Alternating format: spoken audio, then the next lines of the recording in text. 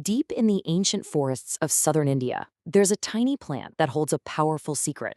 And that secret, well, it led to a wonder drug, a huge legal battle, and a global debate about who really owns knowledge.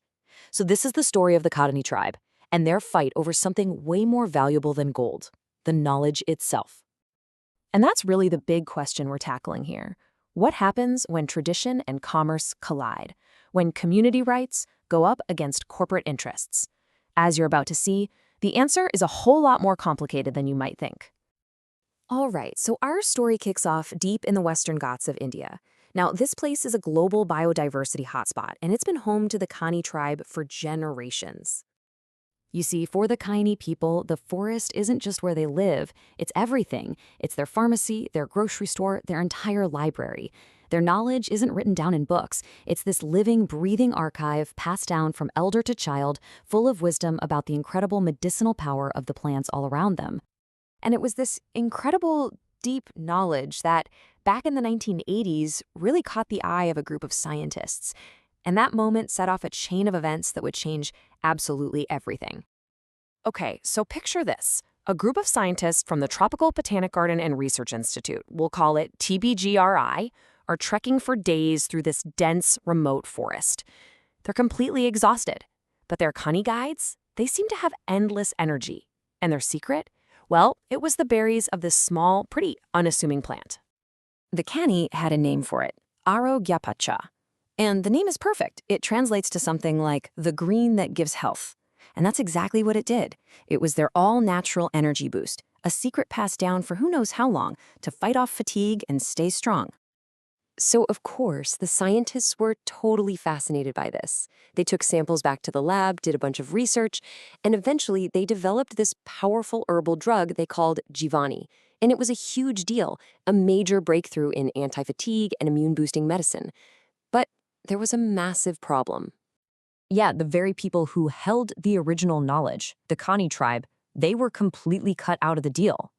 And this is where we run into a really critical concept: biopiracy. So what is biopiracy?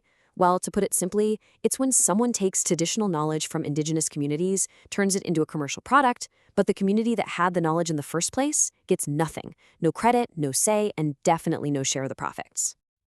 And the Jivani case, it's a textbook example of this. The Research Institute licensed the drug to a pharmacy for a huge fee, plus a 2% royalty on all sales.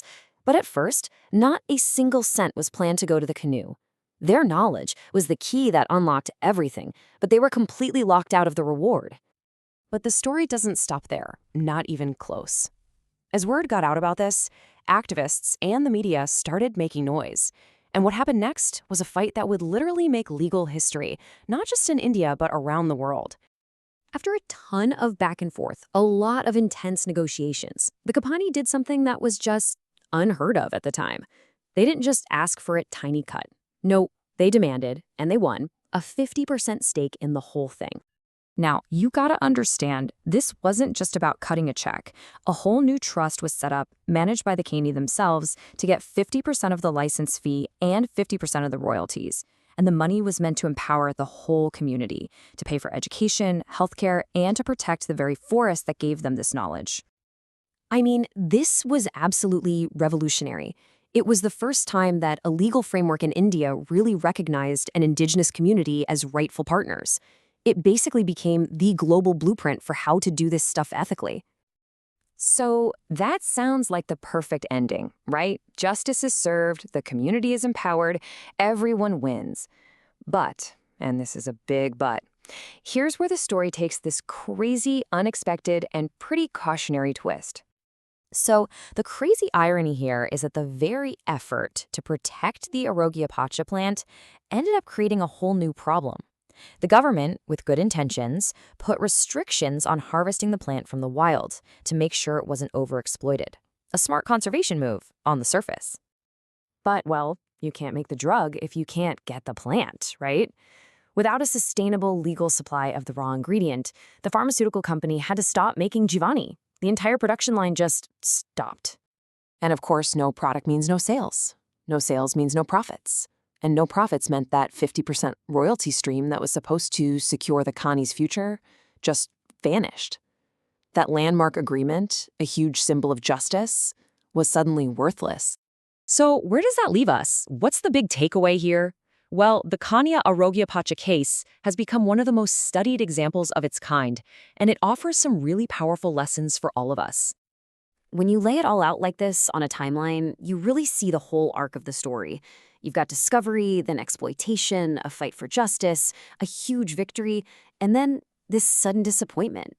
It just goes to show that a win on paper doesn't always translate to a win in the real world. What this whole thing really hammers home is that a legal win, it's just not the whole picture. Protecting indigenous knowledge demands so much more. You need to think about sustainable supply chains. You have to make sure that conservation policies are built with these communities, not just imposed on them, so you're not destroying their livelihood to protect a plant. And the good news is, the world was watching. The successes and the failures of this case directly shaped major international laws, like India's Biological Diversity Act and the UN's Nagoya Protocol. These are huge deals, rules designed to make sure the benefits from genetic resources are shared fairly and to stop biopiracy from happening again. Which brings us right back to our big question. The Kani story proves that a legal agreement is a crucial first step, but it's not the final step. And so it leaves us with this really tough, profound challenge. How do we build systems that actually honor traditional knowledge, empower communities, and protect nature all at the same time? The answer? Well, it's still being written.